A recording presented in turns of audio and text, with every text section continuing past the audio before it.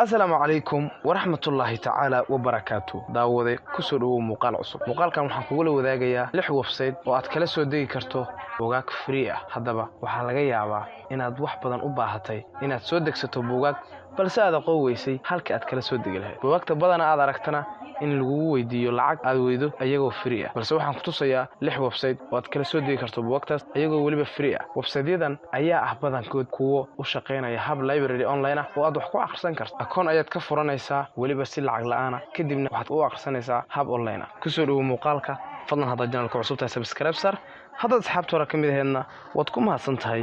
sida aad noola saaxiibtay wana kaga mahad celinaynaa saaxiibtinimadaada ee kusoo dhawow muuqaalkeena maanta website-ka ugu horeeya website-ka koowaad waxaa la yiraahdaa Project Gutenberg website-kan loo yaqaano Project Gutenberg waa website aad u ballaaran waxaad ka helaysaa oo uu bixiyaa buugaagta free-ga waxay gaarayaan buugaagta free-ga xataa ay ka badan 57,000 oo buug free ah website-ka Gutenberg Project Gutenberg hadii aan galno sidaan ayuu kugu soo bixin doonaa waxaad xagga ku qoraysaa buugga marka u baahan tahay magaciisa hadii uu noqdo buuggaasi buug lacaga buuggaas waxaad ku heli kartaa qiimo ka jaban qiimaha lagu gado website-yada kale oo waaweyn maxaa yeelay website-kani wuxuu bixiyaa buugaag free ah hadii buugtiisa ay noqdaan lacag way lacagtiisu aad ay u jaban tahay website-kan waxaan filayaa inuu noqon doono website-kaaga website-ka labaad waxaa la yiraahdaa Open Library website-kan Open Library la yiraahdo waa website ku shaqeeya hab online ah website-kan qof waliba oo damca inuu wax akhristo wuxuu ka akhrisan karaa balse website-kan waxa uu leeyahay hal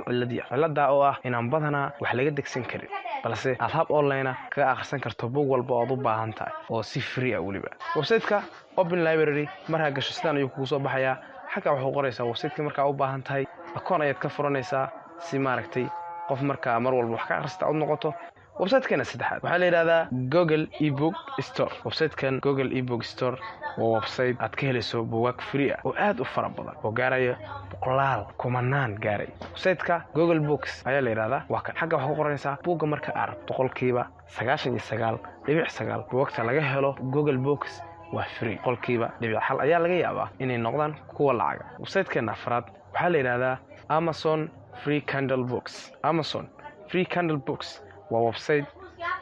run ahaantii aad ku taqaanaan inuu hab online ku gado buugaagta balse website-kan Amazon ayaa wuxuu bixiyaa buugaag free ah oo loo yaqaano Amazon Free Kindle Books website-ka Amazon Free Kindle Books halkan ayaa ka helaysaa buugaagta free-ga halkan ay yaalaan waad ka helaysaa sidoo kale waxaad qaybta searching-ka aad gelin kartaa buugga markaas aad u baahan tahay xagga ayaad ka helaysaa hadduu free yahay buug aad u fara badan website-keena shanaad waxaa la yiraahdaa Many Books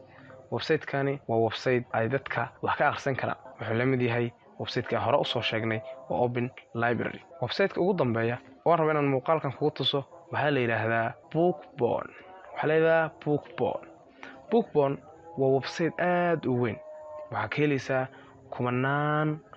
kumanaan buugaag oo free ah ee ka degsan kartaa waliba quseeya dhanka